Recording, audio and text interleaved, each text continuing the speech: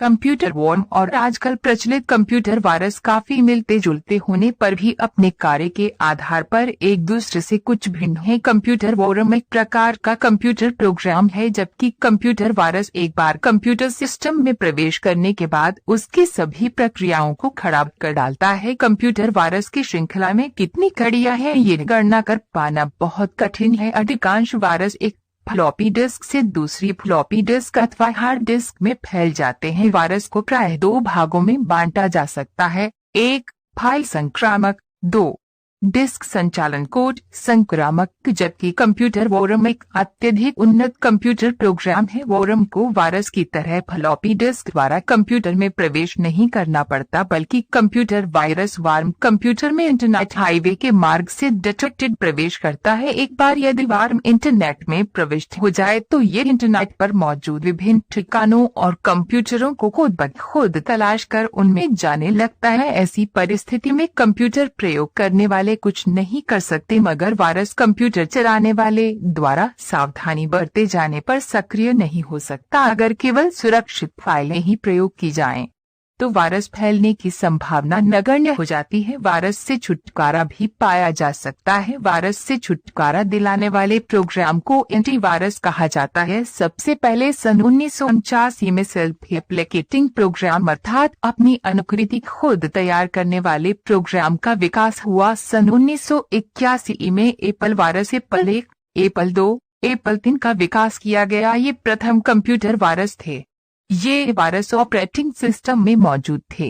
इन virus का फैलाव pirated computer के माध्यम से टेक्सास A&M के द्वारा होता था। सन 1983 में बसीद और अमजद नामक दो वायरस प्रकाश में आए, जिन्होंने भीषण तबाही मचाई। बाद में पता चला कि उन खतरनाक वायरसों का आविष्कार पाकिस्तान के दो युवाओं ने किया थे। वे दोनों भाई थे। इसके 5 वर्ष बाद अर्थात सन 1988 को जेरूशलम नामक वायरस का प्रकोप हुआ। वह वायरस शुक्रवार की 13 तारीख को अपना कार्य शुरू करता था और इस तारीख में किए गए सारे प्रोग्राम को समाप्त कर डालता था। सन 1991 में पहले पॉलीमार्फिक वायरस टिकविला का प्रभाव छाने लगा। ये वायरस स्कैनर द्वारा पकड़ा नहीं जा सकता था, क्योंकि ये अपने स्वरूप में निरंतर परिवर्तन करता रहता था। अगले वर्ष सन 1992 में माइकेलेंजेलो नामक वायरस तबाही मचाने लगा।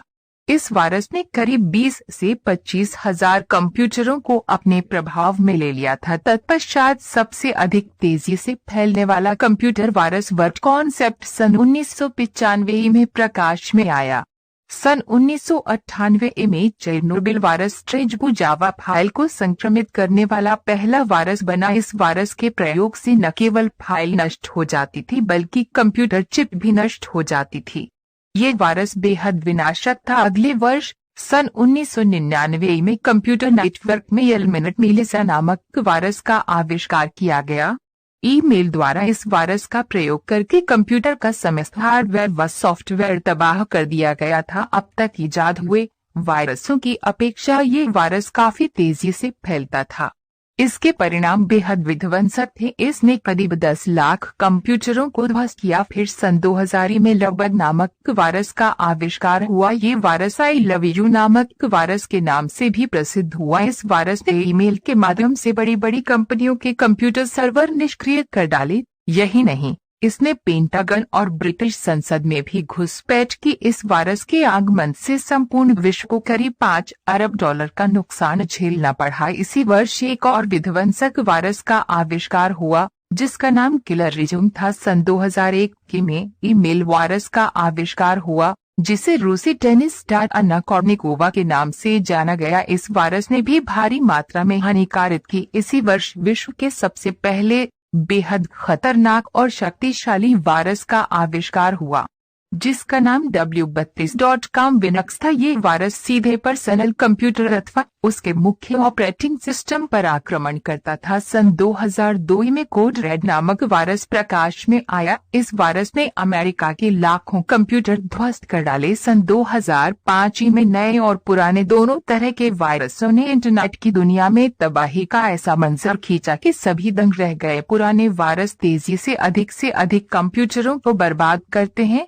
मगर नए वायरसों का प्रयोग किसी को आर्थिक हानि पहुंचाने के लिए किया जाता है। इस वर्ष ऑनलाइन व्यापार करने वाली कंपनियों में पेपल को इन नए वायरसों के कारण सबसे तेज झटका लगा। उसे अनेक आर्थिक घोटाले झेलने पड़े। इंटरनेट पर समस्या पैदा करने वाले सबसे ज्यादा वायरस अमेरिका, द कोरिया और चीन में छोड़े गए। इन वायरसों के जरिए FBI या CIA के नोटिस और कुछ विवादास्पद अभिनेत्रियों की फोटो के सहारे कंप्यूटरों तथा नेटवर्क पर आक्रमण होता है। इन वायरसों में सोबर परिवार का सोबरजेट नामक वायरस बेहद खतरनाक है। सन 2005 के अंत तक के आंकड़ों के अनुसार इंटरनेट पर वायरसों से 48% खतरा बढ़ गया था। इस वर्ष तक 16,500 नए वायरस ऑनलाइन आ चुके थे। उपरोक्त वायरसों के अलावा eBay, अमेजन, बिन लादेन, जफीडी, नेटस्केपी, साइबरजेट आदि अनेक वायरस हजारों की तादाद में आए, जिनका आविष्कार खुराफाती लोगों ने किया,